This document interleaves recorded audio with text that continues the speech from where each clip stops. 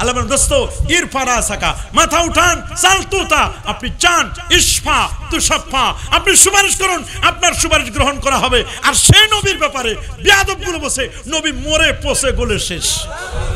আরো যারা বলেন আউযুবিল্লাহ, আমার নবী কি মরে পচে গলে শেষ? প্রশ্ন আসে না। আমার রাসূল নিজেই বলেছেন আনা হাইয়ুন ফি কবরি, আমি নবী কবরে জিন্দা থাকবো। শুধু আমি নয় রে, ইন্না আম্বিয়া আল্লাহে আহইয়াউন ফি কুবুরিহিম ওয়া হুম ইরযাকুন, সমস্ত নবীগণ কবর শরীফে জিন্দা। আল্লাহু আকবার বলেন। হক্কানি পীর হচ্ছেন তিনি, হক্কানি পীরের চালানো হচ্ছে দুটো, আল্লাযিনা আমানু ওয়া কানু ইয়াত্তাকুন। ওলি হতে চাও, দুটো জিনিস অ্যাচিভ করো। ওলি হতে চাও, দুটো জিনিস ডেলিভারি দাও। এক নম্বর হচ্ছে ঈমান, দুই নম্বর হলো তাকওয়া। বলেন কয়টা? সবাই বলেন। এক নম্বর, দুই নম্বর, এক নম্বর, দুই নম্বর ঈমান, ঈমান তাকওয়া। আর যদি বরকত লাভ করতে চান, আমি তেলাওয়াত করেছি সূরাতুল আরাফের 96 নম্বর আয়াত। আল্লাহ বলেন ওয়ালাউ আন্না আহলাল কুরআন, যদি জনপদের মানুষগুলো দুটো জিনিস আমাকে দিত, আমানু ওয়াত্তাকাও, আমানু ওয়াত্তাকাও। ফ্যানটা একটু এদিকে ঘুরে দাও।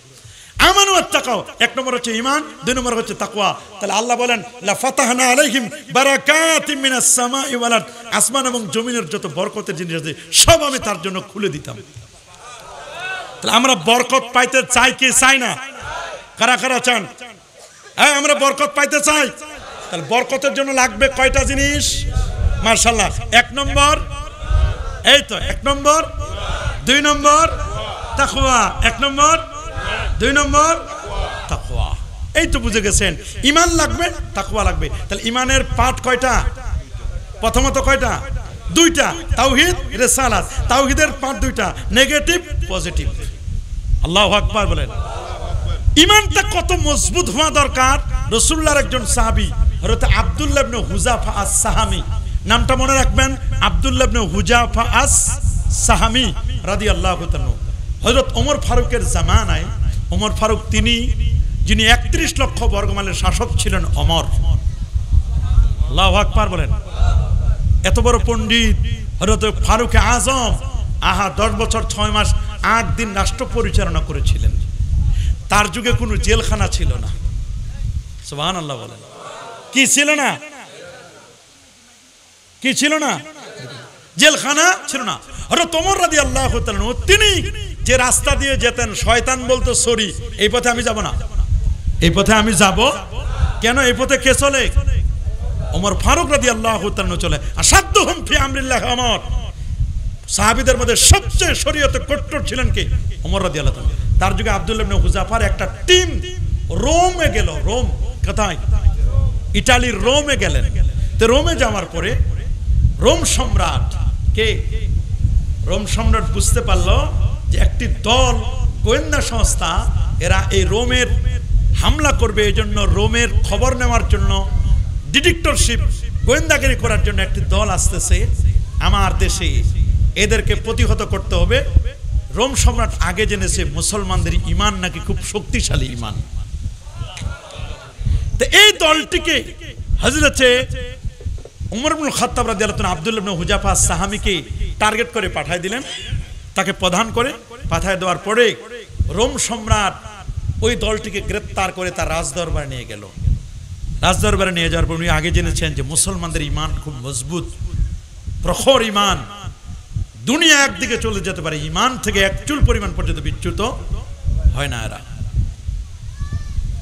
ওদের জন্য তৈল গরম করতে বলেন। কি গরম করতে বলেন? তৈল উত্তপ্ত করা হলো। আব্দুল্লাহ ইবনে হুযাফা আস-সাহামীকে বলেছেন, আব্দুল্লাহ তোমরা কিন্তু আমাদের কাছে গ্রেফতার, জানো তো? বলে হ্যাঁ জানি। তোমাদের জীবন বাঁচাবার একটি মাত্র পথ, সেটা হলো আমরা জাতিতে খ্রিস্টান। তানাসসার ইয়া আব্দুল্লাহ, হে আব্দুল্লাহ তুমিও খ্রিস্টান ধর্ম গ্রহণ করো। আরো জোরে বলেন আউযুবিল্লাহ। মনে রাখবেন ঈমানকে ধ্বংস করার জিনিস হলো দুইটা। কয়টা? একটা হচ্ছে লোভ, কাম, মোহ। এই লোভের কারণে মানুষ ঈমান থেকে ছুটে চলে আসে। আরেকটা হলো ক্ষোভ, মানুষের ভয় ভীতি, এটার কারণে মানুষ ঈমান থেকে অনেক সময় কি ছুটে চলে যায়। অনেক ভয় ভীতি দেখালেন, বলেন যে শোনো আব্দুল্লাহ তুমি খ্রিস্টান ধর্ম গ্রহণ করো, তাহলে তোমাকে আমি ছেড়ে দেব। রোম সম্রাট বললেন যে না, এটা সম্ভব না। আমার আল্লাহকে আমি বিশ্বাস করি, আমার নবী মুহাম্মদ সাল্লাল্লাহু আলাইহি ওয়াসাল্লাম আমি বিশ্বাস করি, এটা আমার পক্ষে সম্ভব নয়। বলে যে আব্দুল্লাহ, তাহলে আমি তোমার ব্যাপারে সুযোগ দিচ্ছি, এই রোম সাম্রাজ্যের অর্ধেক তোমাকে আমি দিয়ে দিব। বলে অর্ধেক না, গোটাটা দিলেও আমি মানব না, আমি খ্রিস্টান ধর্ম গ্রহণ করতে পারি না। যদি বলি পুরো রাঙ্গামাটি লেগে দিব, বলে স্যার এখন নেন, আমার ইমান লাগবে না, আমি খ্রিস্টান হয়ে যাব। রাঙ্গামাটির হলে একটা বিল্ডিং লেগে দিলে খ্রিস্টান হয়ে যাবে, বহুত আছে ইমানদার। এরকম দুর্বল মুমিন নাই? কি বলেন নাই? একটা মোটর সাইকেলের কাছে ইমান বিক্রি করে দেয়, এটা ঘর উঠা দেয় ইমান বিক্রি করে দেয়, অল্প সহযোগিতা করে ইমান বিক্রি করে দেয়। পার্বত্য অঞ্চলে তো এগুলোর বেশি চলে, কথা বলেন। এই যে দেখেন আব্দুল্লাহ ইবনে হুযাফা সাহাবীকে বললেন, তুমি সুন্দরী নারী চাও, তা দিব, সব দিব। বলে না, অসম্ভব। বলে তাহলে তোমাদের পরিণতি খুব খারাপ হবে। সবাইকে নিয়ে গেলেন, তৈল গরম হচ্ছে, অটোমেটিক একজনকে তৈলের মধ্যে ফেলে দিলেন, পুরো কাবাব হয়ে আসলো, গোস্তগুলো আলাদা হয়ে গেল। উনি শুধু দেখে রইলেন। আরেকজনকে ফেলে দিলেন, দুজন অলরেডি শাহাদাত বরণ করলেন, দুজন মুসলিম। তার সামনে ইন্না লিল্লাহি ওয়া ইন্না ইলাইহি রাজিউন। আব্দুল্লাহকে বলেন, আব্দুল্লাহ এবার তোমার পালা, তোমাকে এই তৈলের মধ্যে ফেলে দেওয়া হবে। আব্দুল্লাহ ইবনে হুযাফা সাহাবী রাদিয়াল্লাহু তাআলা তিনি চোখের পানি ছেড়ে কাঁদলেন। তা বাদশা মনে করলো যেহেতু কাঁদছে, মনে হয় ওর মনটা গলে গেছে, মনে হয় খ্রিস্টান ধর্ম গ্রহণ করবে। তা জিজ্ঞেস করলেন, আব্দুল্লাহ তুমি কি খ্রিস্টান ধর্ম গ্রহণ করতে চাও? চোখের পানি দেখা যাচ্ছে। বলে প্রশ্ন আসে না। তাহলে কাঁদো কেন? বলে কাঁদি এই কারণে, আমি চিন্তা করতেছি আমি একমাত্র একটা ব্যক্তি আব্দুল্লাহ ইবনে হুযাফা সাহাবী, আমি আল্লাহর জন্য মাত্র একটা জীবন দিব আল্লাহর জন্য।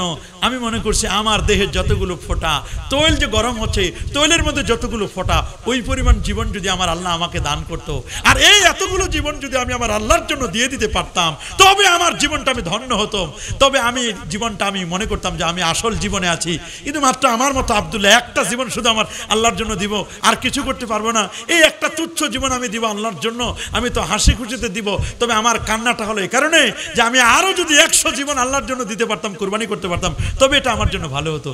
তখন রোম সম্রাট বলছে, ওরে বাপরে বাপ, মুসলমানের ইমান এইরকম, সামনে তৈল টকবক করছে, তার সামনে 2 টাকা আমি তৈলের মধ্যে ফেলে দিলাম, কাবাব হয়ে আসলো। আর এই লোকটা বলছে একাই দিব, আরো 100 যদি জীবন হতো। এটা ইমান তো বড় পাক্কা, এটা কোনো সাধারণ মানুষ না, এটা মনে হয় কোনো ভূত দেবদেবী হতে পারে। ও এটা বলছে না, এটারে মারা যাবে না, এটার রাখলে লাভ আছে। আল্লাহু আকবার বলেন। বলে এটা কোনো মানুষ না, এটা মানুষের কাজ হতে পারে না। মানুষ ইমানকে এত ভালোবাসে। আল্লাহু আকবার বলেন। পরে শেষ পর্যন্ত উনি চিন্তা করলো যে না, এটারে মুক্তি দিয়ে দিতে হবে। এরকম বীর পুরুষ পৃথিবীতে 2-1 থাকা দরকার। বলে আব্দুল্লাহ ইবনে হুযাফা তোমার মুক্তি দিব। বলে খালি আমারে একাই দিবেন, আমার সফর সঙ্গী? বলে ওদেরকেও দিব, শর্ত আছে। বলে কি? আমার কপালে খালি একটা চুমা দিবা। আমার কপালে খালি একটা কি দিবা? হযরত আব্দুল্লাহ ইবনে হুযাফা সাহাবী বলল, কপালে চুমা দিয়ে দেওয়া তো নাজায়েজ নয়। কপালে একটা চুমা দিলে যদি আমাদের জীবন রক্ষা পায়, আমার সাহাবীদের জীবন যদি রক্ষা পায়, যারা সঙ্গী সাথী আছে, তাহলে কপালে চুমু দিতে আর সমস্যা কোথায়? তো কপালে চুমু দিব। তো মনে মনে চিন্তা করলো এটা একটা বিধর্মী খ্রিস্টান, এটা এর কপালে আমি চুমা দিব, এটা কেমন দেখায়। তা ঠিক আছে, আব্দুল্লাহ ইবনে হুযাফার জামাটার হাতাটা লম্বা ছিল। তো বলে হ্যাঁ দিব চুমা। তা সামনে দিছে, তা হাতাটা কপালে দিয়া এরপর জামার উপরে চুমা দিছে। তা আব্দুল্লাহ ইবনে হুযাফা এই যে চুমা দিছে, রোম সম্রাট বলছে, যা এটার যদি ছাড় বই, আর এত বাধ্যবাধকতা করে লাভ কি? চুমা তো দিছে, যাক এটারে ছেড়ে দিলাম। আল্লাহু আকবার বলেন। আব্দুল্লাহ ইবনে হুযাফা সাহাবী রাদিয়াল্লাহু তাআলা, তার ঈমান কেমন মজবুত ঈমান ছিল। উনি যখন মদিনা শরীফে আসলেন, আল্লাহু আকবার বলেন। আহা, মদিনা তো অনেকের ভালো লাগে না, তাই না? মদিনার নাম শুনে অনেকের সহ্য হয় না।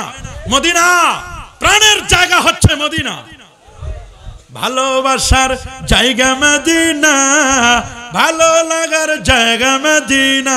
বলেন ভালোবাসার জায়গা মদিনা, ভালো লাগার জায়গা মদিনা। এই ভালোবাসার জায়গা কি? ভালো লাগার জায়গা কোথায়?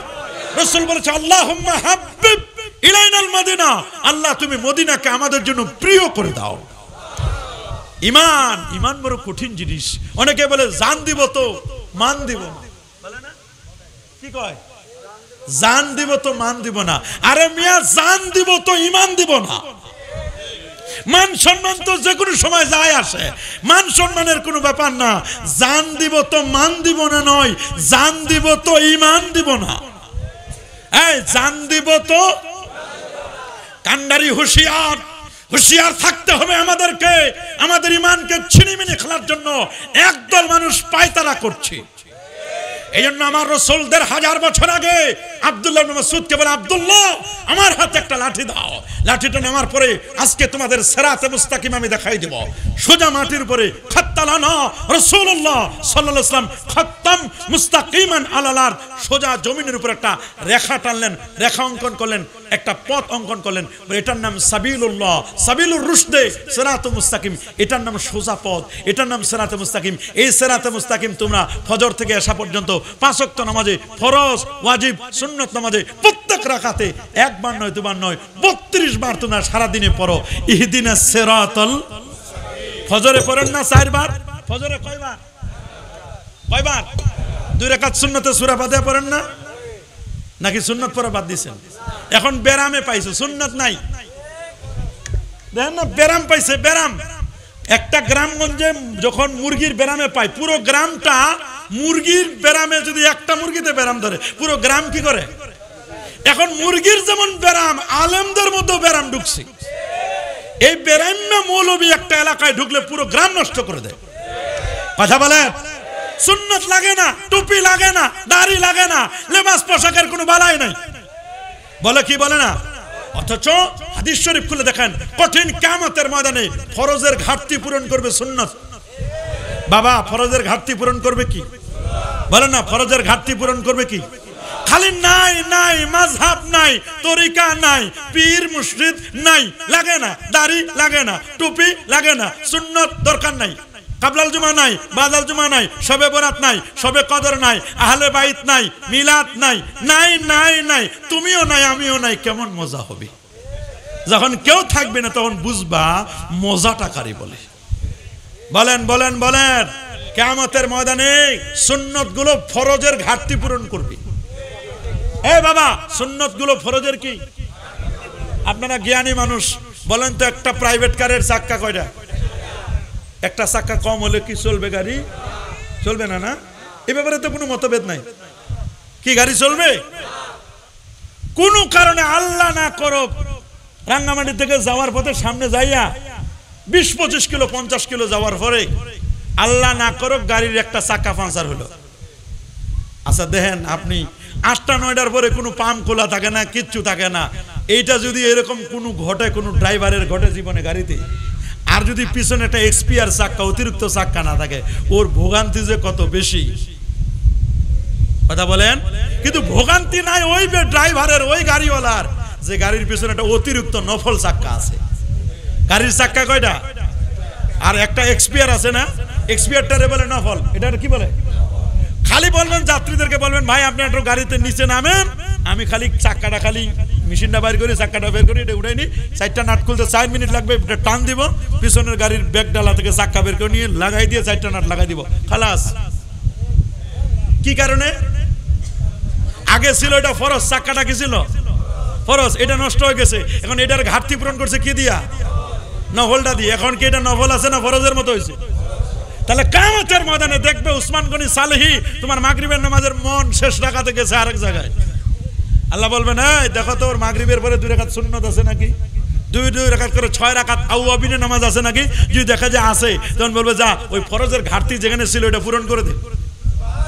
তা আপনারা কি সুন্নাত পড়তে চান? কই পড়তে চান? মাঝে মধ্যে তো দেখি, আমরা শুনি, আমরা বুঝি, আরে জুমার দিন যাই সবার শেষে, আসে সবার আগে, আগেও নাই পরেও নাই, কাবলাল জুমাও নাই, বাদাল জুমা নাই। বলেন বলেন বলেন, জুমার দিন কাবলাল জুমাও পড়ে না, বাদাল জুমাও পড়ে না, দোয়াও নাই, মুনাজাতও নাই। আছে না নাই? একদল আছে না নাই? ওর আগে কাবলাল জুমা 4 রাকাত পড়তে হয় নাই, দুখুলুল মসজিদ নাই, তাহিয়াতুল উযু নাই, পরের 4 রাকাত পড়তে তাও নাই, 2 রাকাত পরে সালাম ফিরাইয়া কালিমানের পিছনে কেউ যেন আগুন নিয়ে তার ধাওয়া করতেছে, দৌড় মারে। আসবে সবার শেষে, যাবে সবার আগে। আবার যাওয়ার সময় জুতা কোথায় রাখছে মনে নাই, আরেকজনের জুতা পাল্টা নিয়ে গেছে, এটা জুতা চোর। বলেন এটা কি চোর? আছে না এরকম জুতা চোরের দল? এদের কাবলাল জুমাও নাই, বাদাল জুমা নাই। এই যারা কাবলাল জুমা পড়ে না, বাদাল জুমা পড়ে না, দোয়া মুনাজাত করে না, খালি দৌড় মারে, খালি নামাজের আগেও নাই পড়ে না, মনে করছেন এরা বাড়িতে গিয়ে পড়ে, এরা বাসায় গিয়েও পড়ে না। মুনাফিকটা মসজিদে তেমন, মা মনে রাখবেন খাসার ভিতরে পাখি যেমন, মুমিন ব্যক্তি মসজিদে তেমন, মাছ পানিতে যেমন। মাছ পানিতে থাকতে ভালো লাগে না? ভালো পায় না? মনে রাখবেন, এগুলো খেয়াল করবেন। মুমিন মসজিদে তেমন, মাছ পানির মধ্যে যেমন, মুনাফিকটা মসজিদে তেমন, খাসার ভিতরে পাখিটা যেমন খালি ছটপট ছটপট করে, ভালো লাগে না কিছু। বলেন বলেন বলেন, আপনারা কি কাবলাল জুমা পড়বেন? হাত তুলে দেখান। পড়েন, পড়বেন, পড়বেন। বাদাল জুমা পড়বেন? নামাজের পরে দোয়া করবেন? নাই, দোয়া লাগে না। আরে দোয়া লাগে না কার? দোয়া লাগে না শুধু একজনের, তিনি আমার আল্লাহ। বলেন দোয়া লাগে না কার? আল্লাহর কোনো দোয়া লাগে না। আল্লাহ কারো দিকে মুহতাজ। আমার রসুলের দোয়া লাগে নাই? হযরত ওমর বলছেন, হুজুরের কাছে আমি গেলাম, নবীজির কাছে, হুজুর আমি উমরার সফরে যাব, আপনি আমার জন্য একটু দোয়া করেন। রাসূল বলেন, ওমর তোমার জন্য তো দোয়া করব। ওয়ালা তানসাফি দুআইকা ওমর, ওমরে তুমি দোয়া কবুলের জায়গায় যখন যাবে, আমি রাসূলুল্লাহর তুমি ভুলে যাও না, আমার জন্য দোয়া করিও। নবীজিও দোয়া চেয়েছেন। আল্লাহু আকবার। হ্যাঁ, সহিহ বুখারীর 6503 নম্বর হাদিস বলতে চাইছিলাম।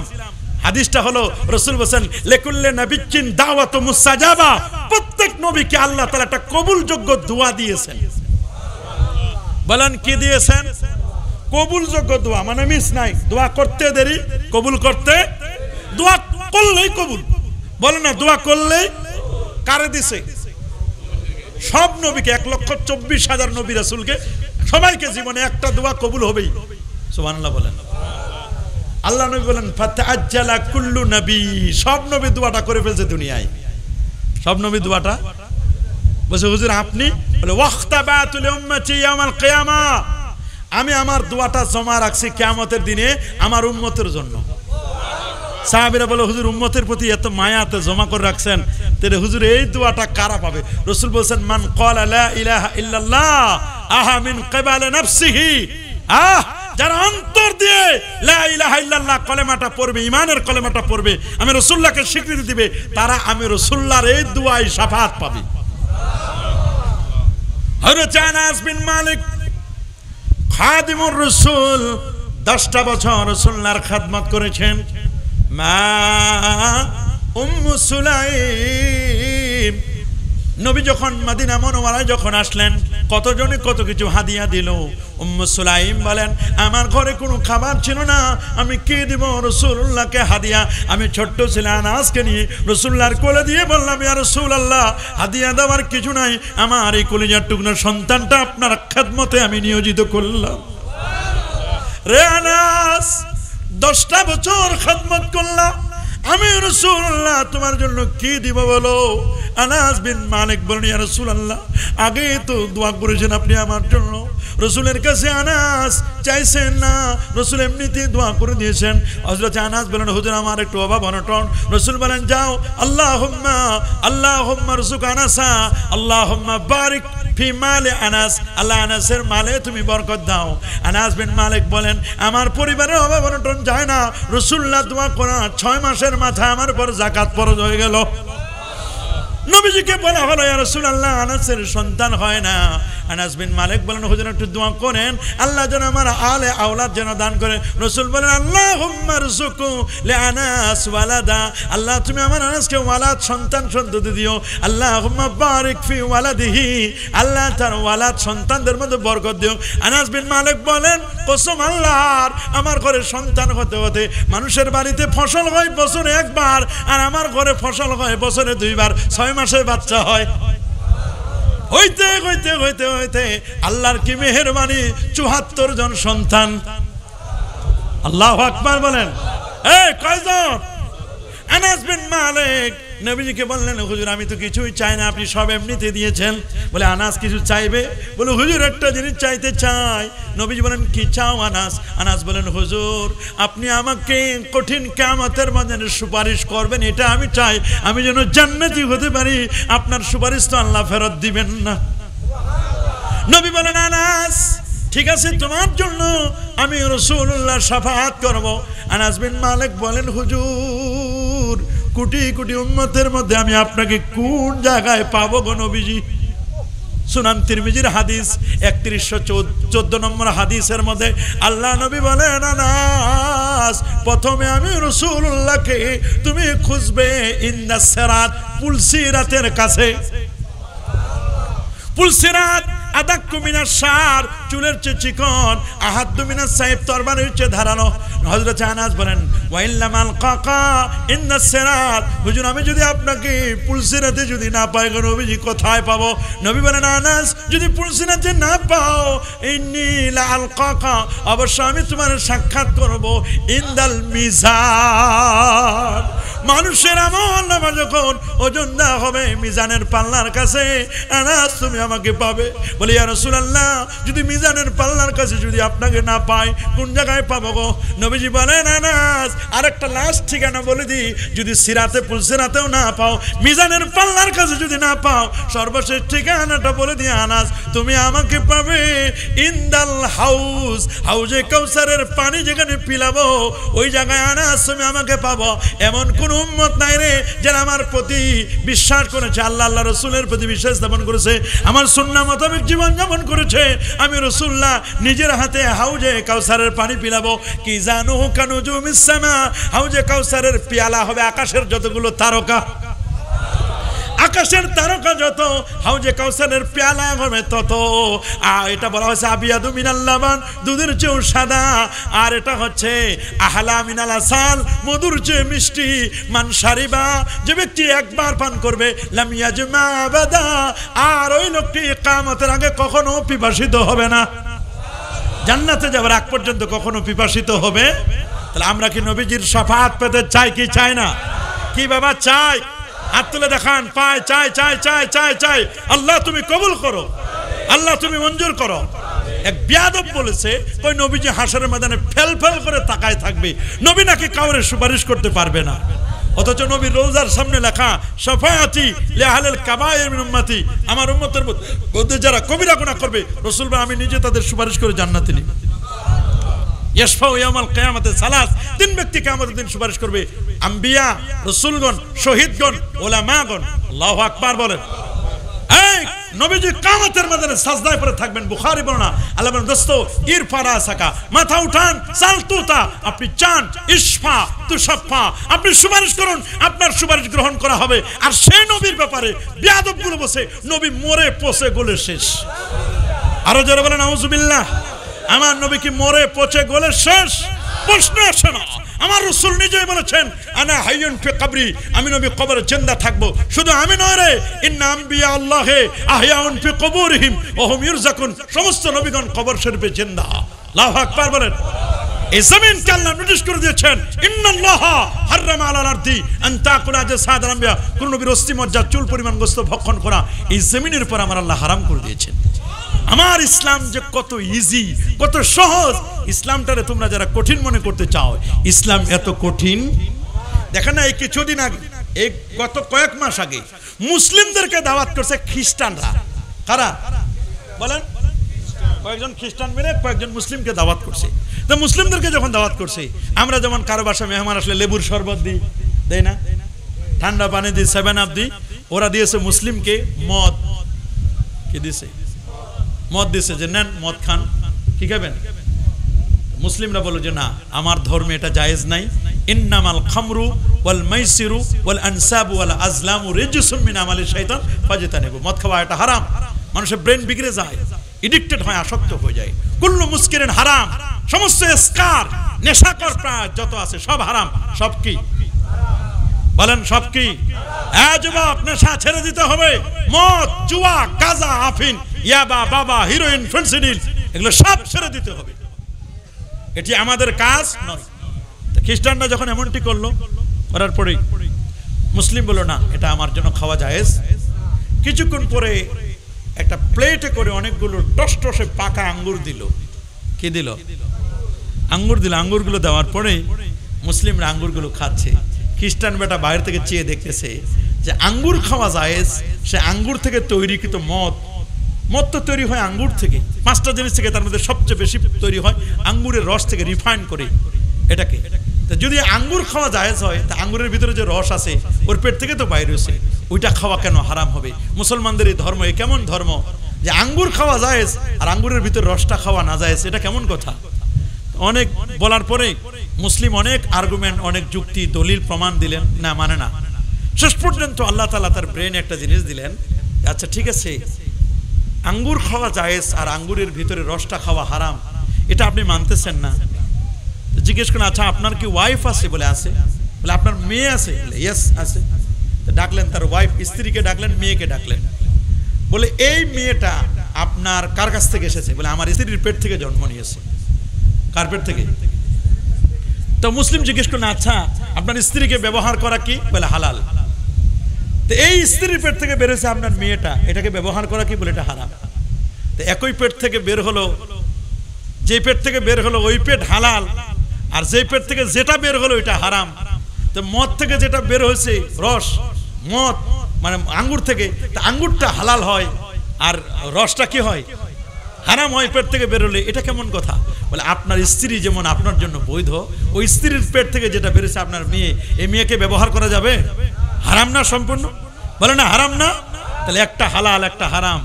তখন খ্রিস্টানের ব্রেন খুলে গেছে, ঠিকই তো, আমার স্ত্রী আমার জন্য বৈধ, অত স্ত্রীর পেট থেকে বের হয়েছে আমার মেয়ে, এটা আমার জন্য অবৈধ। তাহলে ইসলাম তো ঠিকই বলেছে, এটা বাস্তবতা, সম্ভব কিছুই নয়। মদ যেটা খেলে আপনার এডিক্টেড হবেন, আসক্ত হবেন, এটা ইসলাম কখনো এলাও করবে। ইসলাম হচ্ছে শান্তির ধর্ম, ইসলাম হচ্ছে শান্তির মেসেজ। ইসলাম কখনো অশান্তি চায়? ইসলাম খুব সহজ, খুব ইজি। ইসলাম কখনো কঠিন নয়, কিন্তু আমরা এটাকে, আলেমরা এটাকে কঠিন বানাই ফেলছি। বলেন আমরা এটা কি করেছি? কঠিন বানাই ফেলেছি। এটাকে ভালো করে এক্সপ্লেন করতে পারে না, এটাকে সুন্দর মতো আমরা বুঝাতে পারি না। না বুঝার কারণে ইসলাম দিন দিন কঠিন হয়ে যাচ্ছে। রাসূল বলেছেন আমার এই দোয়াটা পাবে প্রত্যেক আমার উম্মতের মধ্যে যারা কলেমা পড়েছে।